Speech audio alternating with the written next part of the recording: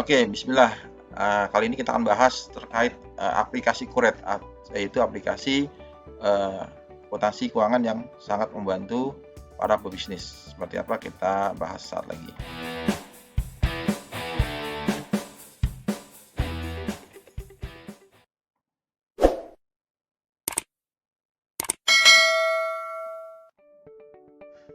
Oke, aplikasi Akuret ya, saya akan menjelaskan bagaimana fiturnya, cara pakai, dan maksud tujuannya sehingga kita bisa menggunakannya secara optimal ya. Oke, aplikasi ini kita bisa akses dengan menggunakan media web ya, karena ini aplikasi ini berbasis web, yaitu dengan alamat akun.akuret.id. Jadi adalah aplikasi basis lokal ya, Akuret online.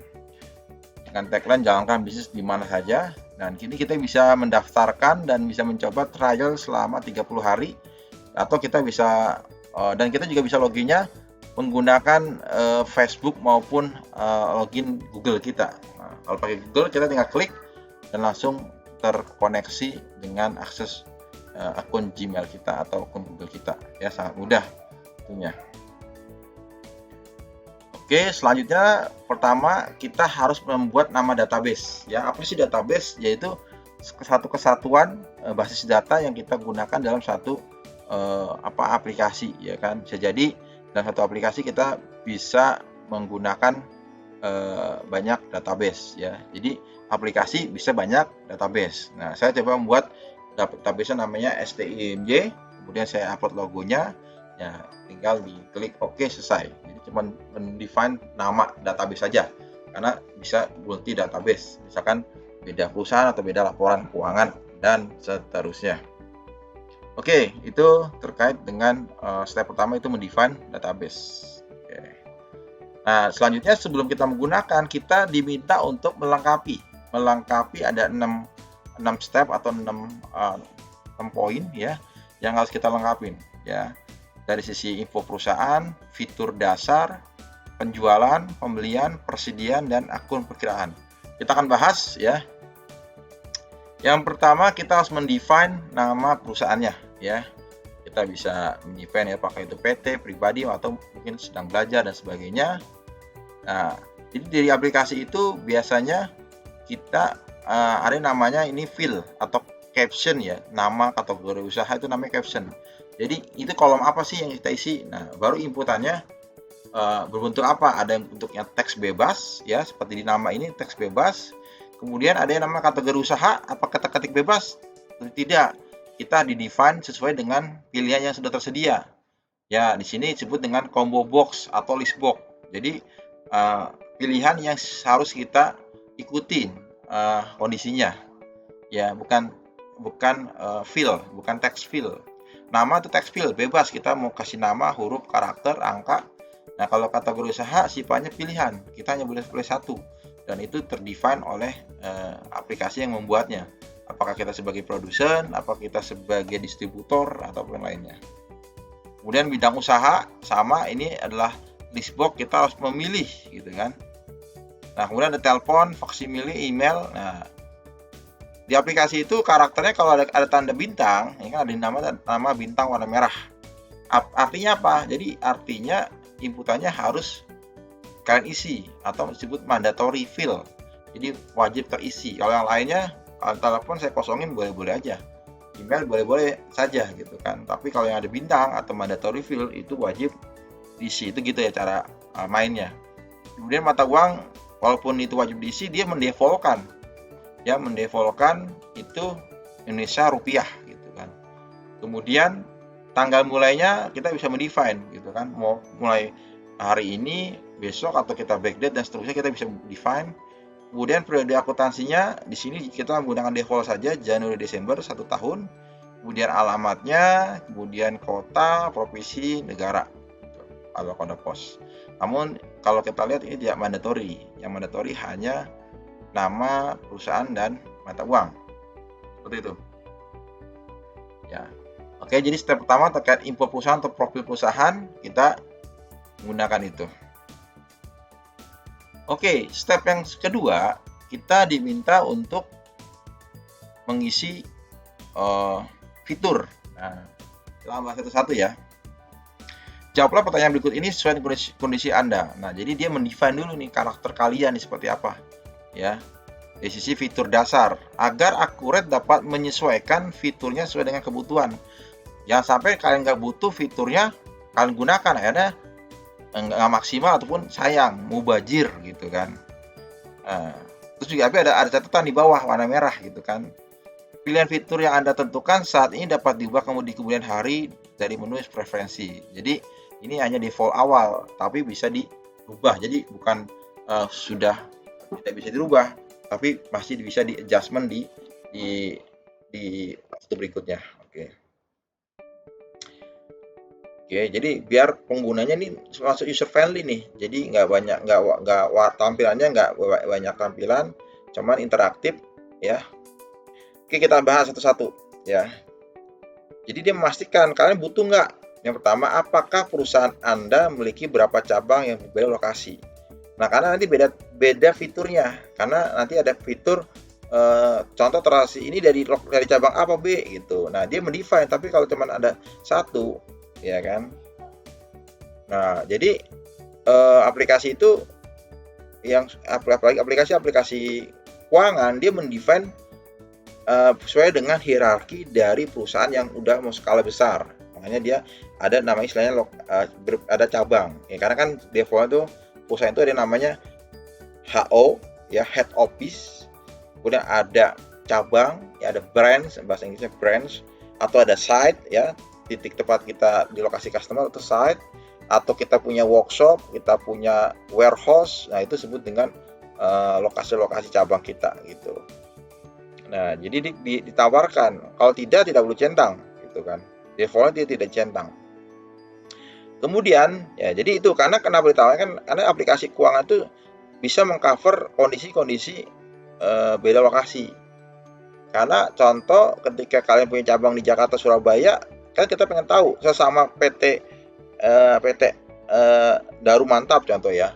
Nah, hanya saja transaksi ketika kalian mau ngeluarin duit ini dari cabang Jakarta atau dari Surabaya. Nah, jadi membedakan walaupun sama satu perusahaan, atau ini biaya terhadap PT cabang mana, atau ini beli aset dan sebagainya. Itu makanya di keuangan itu ada namanya dimensi organisasi atau lokasi gitu ya.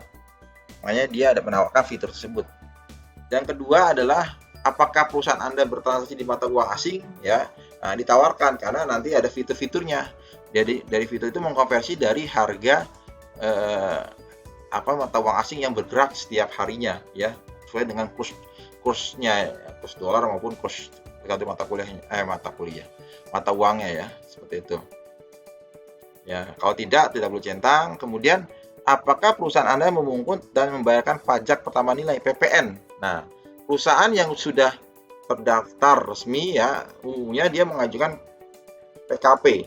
Ya, apa itu pengusaha kena pajak. Nah, jadi dia mengajukan sehingga dia bisa menerbitkan faktur pajak. Faktur pajak gunanya untuk memberikan bukti pajak keluaran terhadap semua transaksinya. Jadi kalau PPN itu tidak mengenal defaultnya ya, default tidak mengenal jenis transaksi. Udah semua transaksi pasti PPN 10%. Dan yang terbaru, kalau kalian menyimak per April nanti, dan jangan kaget, itu sudah ditetapkan 11%. Ya, berapapun nilainya pasti ada pajak 11% nanti bulan April. Kalau sekarang berapa? 10. Nah, jadi dia menawarkan, umumnya sih ya gitu kan. Umumnya yes ya, aku sih yes gitu ya. Jadi umumnya yes ya. Karena defaultnya perusahaan itu sudah kalau sudah berbasis keuangan umumnya udah comply terhadap peraturan pajak. Makanya defaultnya sudah ada PPN. Dan selanjutnya apa? Yang selanjutnya adalah apakah perusahaan Anda memotong atau dipotong pajak penghasilan PPh 23 saat pembayaran. Nah, ini tergantung biasanya terkait jasa ya. Kalau iya katakan ya, kalau tidak gitu kan. Contoh kalau dia retail, jual beli barang biasanya nggak pakai pajak penghasilan, tapi kalau dia jasa itu ada PPh 23 ya. Dan ini sekali lagi bisa dimodif ataupun diedit ketika nanti ya, seperti itu. Oke. Selanjutnya, saat mengeluarkan uang, pembelian barang dan lainnya, apakah perlu melalui proses persetujuan? Nah, jadi apakah perlu ada approval?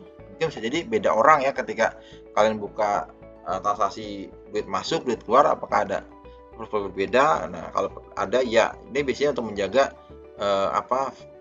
proses data, karena proses data yang baik itu beda orang yang mengajukan harus ada yang approve gitu kan. Jadi biar ada balancing, ada pengecekan, ada cross check. Kalau dia nginput, dia nge-approve, otomatis ketika salah ya salah semua. Tapi kalau dua orang berbeda, makanya ada konsep maker, ada approval, ada yang buat, ada yang menyetujui. Nggak mungkin dia membuat disetujui, akhirnya bukan yang nggak bisa, akan menjadi ketika dia salah ya udah salah terus gitu kan berkali-kali. Tapi kalau ada yang ngecek kan lebih kuat dalam lebih valid datanya, seperti itu. Kemudian apakah perusahaan Anda mencatat aset-aset perusahaan? Nah, ini termasuk aset itu aset fisik atau aset-aset yang berupa surat berharga dan sebagainya. Nah, yang bisa kita catat dalam laporan keuangan. Kalau ya, bumi sih ya walaupun kadang asetnya cuma mungkin punya motor atau punya printer, kalau kita akuin printer sebagai aset perusahaan atau laptop gitu ya. Dan selanjutnya, apakah perusahaan Anda menghitung anggaran biaya, beban, dan penjualan? Nah, jadi ada yang namanya anggaran, makanya ada budgeting. Nah, apakah kalian menghitung beban dan penjualan? Nah, kalau menghitung ya, default sih ya lebih kuat. Kalau udah sesuai, kita pilih lanjut. Yang ketiga, kita diminta terkait dengan jawaban kondisi usaha Anda. Apakah yang pertama, perusahaan Anda membuat surat penawaran harga kepada pelanggan. Jadi surat penawaran itu disebut dengan quotation. Ya, jadi ketika ada yang butuh PTA kan biasanya kan B2B ya. Nah, butuh satu service, makanya dibuat karena kita konsep B2B, nah pasti dia membuat satu penawaran dulu, nggak langsung deal. Beda kalau B2C, business to customer, kita langsung buat aja daftar menu, ya kan, tinggal pilih gitu kan selesai. Tapi kalau B2B biasanya dia minta alamatnya, nama alamat customernya, kemudian estimasi pajaknya apa saja, jadi jelas tertuju ke customer tersebut. Beda kalau B2C, kita publish aja nih harga semua sama, pukul rata. Ya, terlepas dia nanti bisa ada pajak atau tidak, ya itu retail punya tuh ya. Kayak di Alfamart kan ataupun di Indomart, apakah kita kena pajak? Ya kena, kan udah diinkludkan dari nilai-nilai sehingga kita nggak berasa. Nah, karena wajib lah, maksudnya sekelas retail besar nggak pakai pajak, pakai, kita nggak terasa aja pakai itu. Kalau kalian di struk itu ada ya. Defaultnya ya kalau saya, karena biar dapat ininya. Kemudian pada saat penagihan, apakah Anda melakukan proses tukar faktur ke pelanggan? Nah, ini kan tadi ketika kita nagih, ya kan prosesnya kita nawari, contoh saya jual jasa jual beli laptop gitu kan, contoh let's say ya. Ketika ada perusahaan B minta laptop 2 ya, spek sekian-sekian. Nah, saya buat satu pelanggaran. Apa nama customer saya? PT Angin Ribut. Nah, berapa kuantitinya? 2 laptop, harga sekian, tambah PPN. Ya, contoh harganya 10 juta, dikali 2, 20 juta, tambah PPN 10%. Jadi, berapa? 2 juta gitu. Jadi totalnya adalah 22 juta. Nah, itu akan saya tulis dalam quotation atau penawaran. Terus ketika saya kirim barangnya, ya kan oke, diterima, yang mana saya jelaskan, itu akan ditagih. Nah, ditagih itu kita harus mendebitkan faktur pajak, karena tadi kita udah motong 10%-nya dari 20 juta, yaitu 2 juta. Makanya disebut dengan tukar pelanggan. Tentunya kalau kita sudah menggunakan PPN, kita centang ya. Oke. Ya. Selanjutnya, apakah barang sudah dijual boleh dikembalikan oleh pelanggan dan mengurangi piutangnya? Nah, ini satu kebijakan gitu. Contoh tadi saya kirim laptop.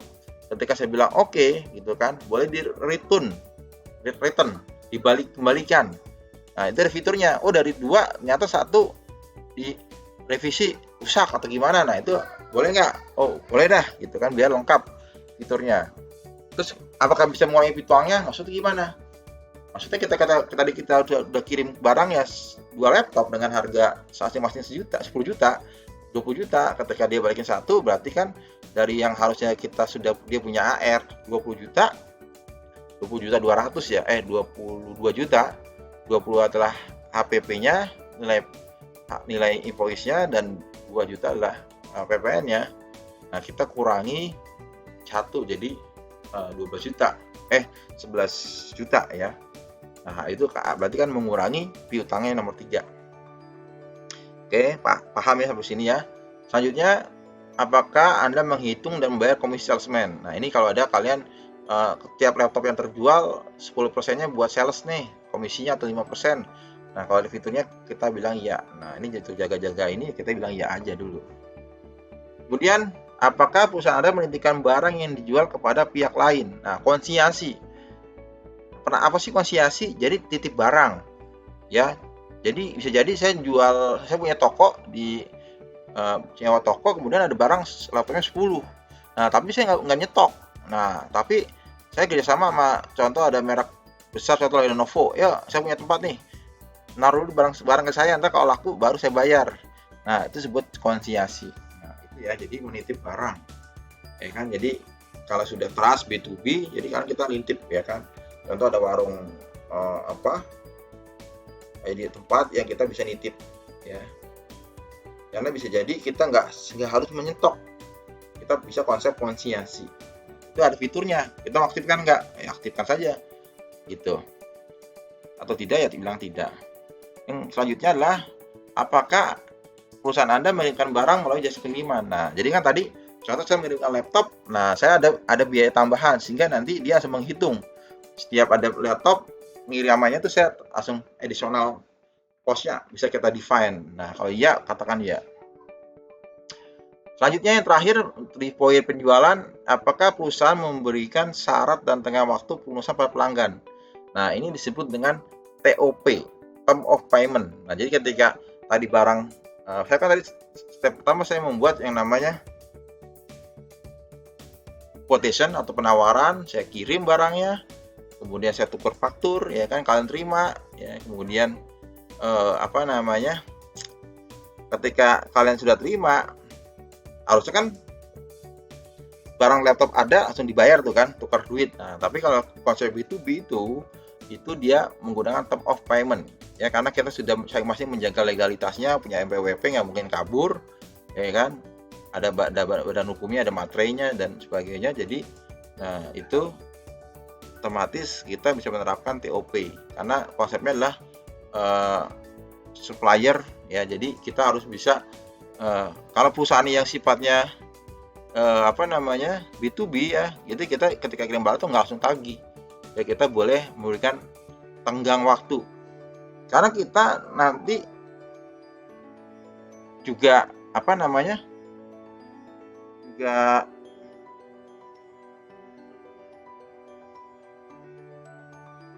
kita juga bisa ke vendor kita atau ke supplier kita juga minta tenggang. Nah, jadi itu disebut dengan term of payment terhadap customer, maupun kita sebagai customer si vendor kita bisa minta TOP. Nah, itu kalau B2B itu begitu cara mainnya ya. Jadi umumnya kita bilang iya ya. Gitu. Next kita lanjut ke step keempat. Oke, yang keempat terkait pembelian. Saat pembelian barang, apakah membutuhkan surat permintaan barang ke bagian pembelian? Nah, jadi ada fitur bagaimana ada surat permintaan barang. Nah, jadi kayak semacam sales order. Contoh ketika SQ-nya diterima, saya tahu 20 juta, dia nego 20 juta kan 2 laptop tadi kan case-nya ya. Jadi, jadi 9 juta deh, jadi 18 juta. Oke, setuju. Nah, ketika setuju, berarti kan namanya mengorder. Tapi kalau penawaran bisa jadi dia batal, nggak jadi, ditunda dan sebagainya. Nah, tapi kalau jadi disebut dengan sales order. Nah, makanya disebut dengan surat permintaan barang, sales order. Ya, umumnya kita bilang yes ya. Kemudian apakah perusahaan membutuhkan PO ke pemasok? Nah, jadi untuk bukti kita memesan barang itu kita menerbitkan namanya dokumen purchase order, yaitu kita request ke vendor ya. Nah, itu disebut dengan PO. Ya, kita pakai sehingga nanti ada fiturnya. Dan selanjutnya dalam proses pembelian barang, apakah proses pengiriman diproses ke pemasok lain, forwarder. Nah, jadi kita kayak dropshipping, jadi forwarder. Jadi kita beli barang langsung kirim. Nah, itu forwarder. Nah, itu kalau kita pakai, kita bilang iya.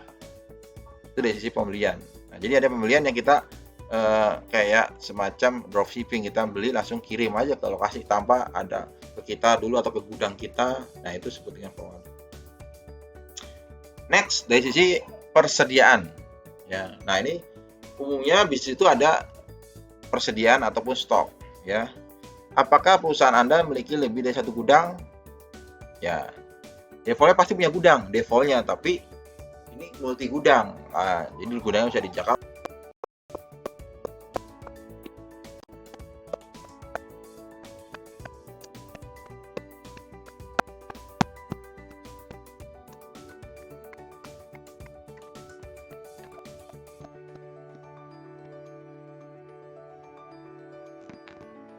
Oke, sudah.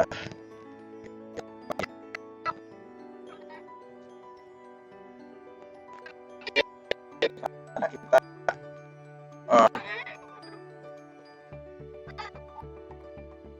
oke, sudah normal ya.